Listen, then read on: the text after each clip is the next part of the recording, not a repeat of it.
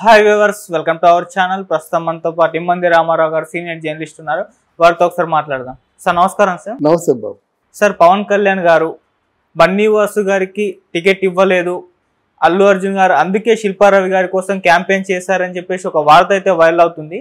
So ఈ వార్తలో నిజమెంత ఉంది? అసలు అల్లు అర్జున్ గారు బన్నీ వాసు గారికి టికెట్ ఇప్పించాలని ఎందుకు కోరారు సార్? అసలు వాళ్ళిద్దరి మధ్య ఉన్న సంబంధం ఏంటి? దీని గురించి మీరు ఏం చెప్తారు సార్?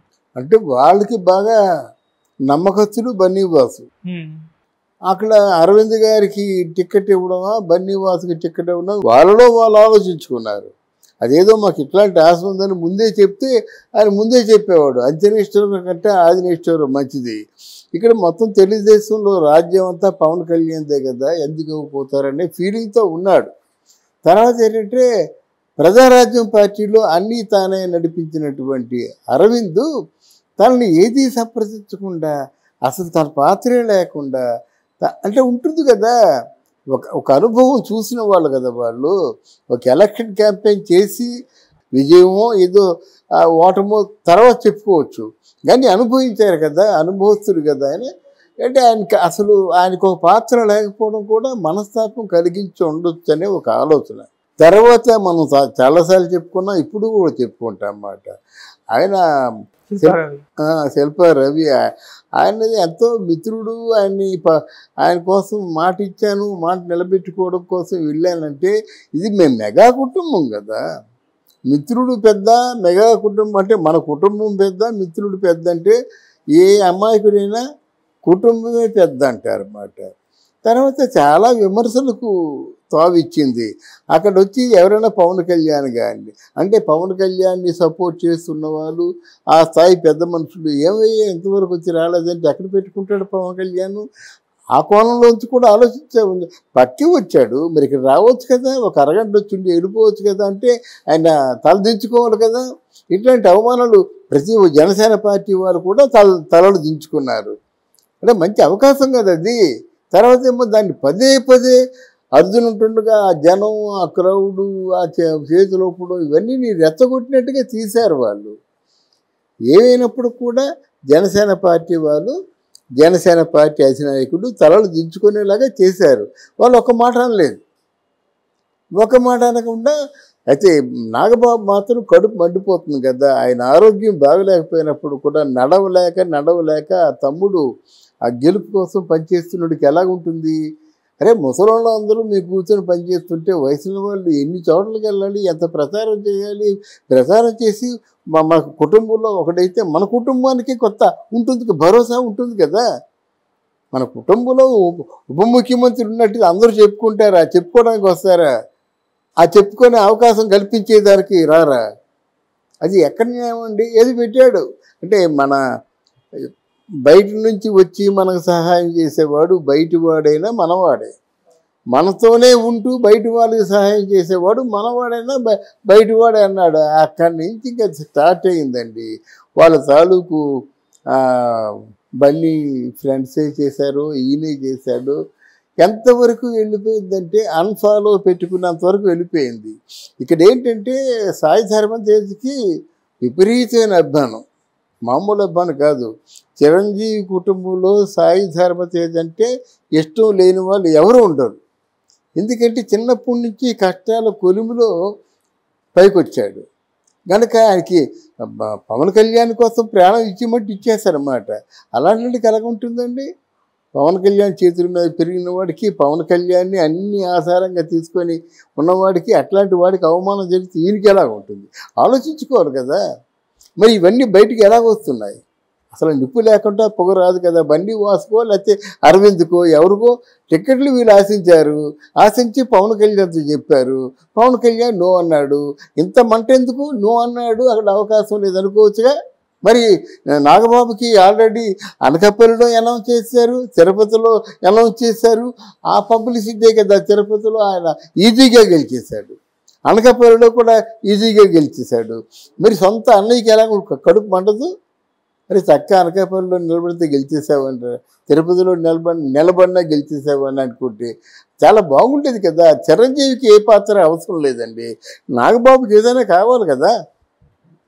అందువలన ఇతరుల గురించి ఆలోచించకుండా నీ గురించే ఆలోచించుకొని ఎదురు మనిషి మధ్యేమో నువ్వు నింద వేస్తే అది సరికాదు, ఎవరికీ సరికాదు. మొదటి నుంచి ఈ పార్టీలో ఉన్నట్టిస్తే అరవింద్, అలాగే మన బన్నివాసుకి ఇవ్వాలి అంటే ఇవ్వకపోతే ఆలోచించుకోవచ్చు. అదే విధంగా ఎలక్షన్ అవగానే వచ్చేసి నువ్వు సీట్ ఇవ్వమంటే అడిగి ఇచ్చినే తగ్గించేశారు. 24 కాస్త 21 అయింది. ఆ సమయంలో నువ్వు వడితే ఎలాగవుద్ది? కొన్ని ఎంపీ ఉందనుకోండి, 2 ఎంపీలు అక్కడ డబ్బు ఖర్చు పెట్టి, అంటే 100 కోట్లు ఖర్చు పెట్టి నెగ్గిన వాళ్ళకి నువ్వు రెస్ట్ తీసుకుంటే ఎలా ఉంటుంది?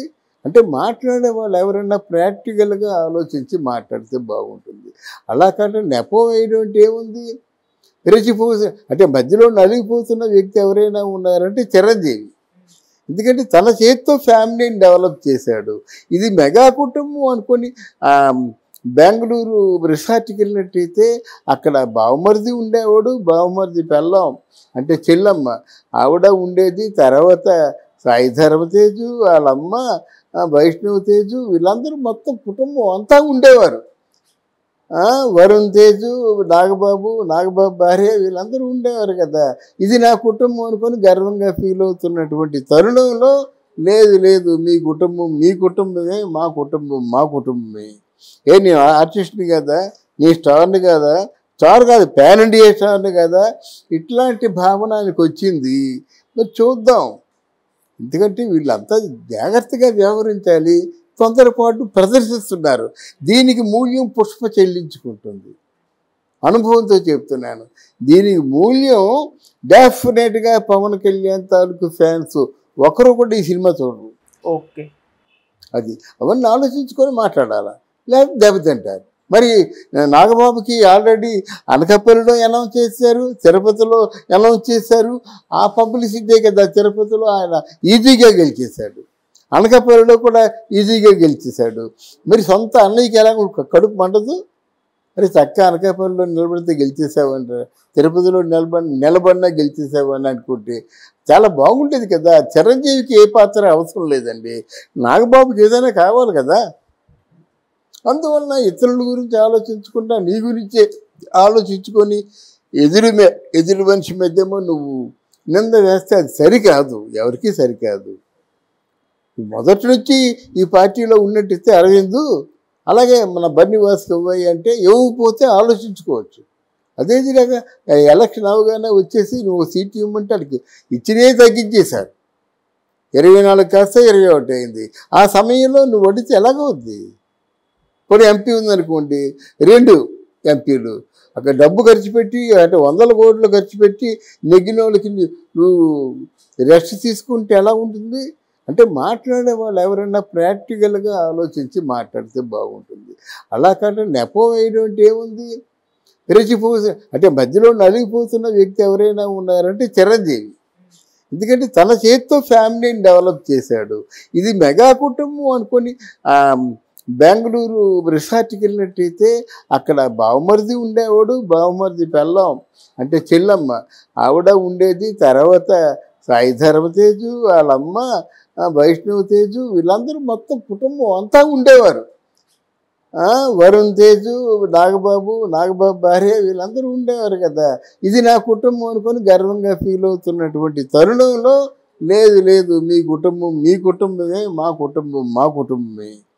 నీ ఆర్టిస్ట్ని కదా, నీ స్టార్ని కదా, స్టార్ కాదు పాన్ ఇండియా స్టార్ని కదా, ఇట్లాంటి భావనానికి వచ్చింది. మరి చూద్దాం. ఎందుకంటే వీళ్ళంతా జాగ్రత్తగా వ్యవహరించాలి. తొందరపాటు ప్రదర్శిస్తున్నారు. దీనికి మూల్యం పుష్ప చెల్లించుకుంటుంది. అనుభవంతో చెప్తున్నాను. దీనికి మూల్యం డెఫినెట్గా పవన్ కళ్యాణ్ తాలూకు ఫ్యాన్స్ ఒకరు కూడా ఈ సినిమా చూడరు. ఓకే, అది అవన్నీ ఆలోచించుకొని మాట్లాడాలా, లేకపోతే దెబ్బతింటారు.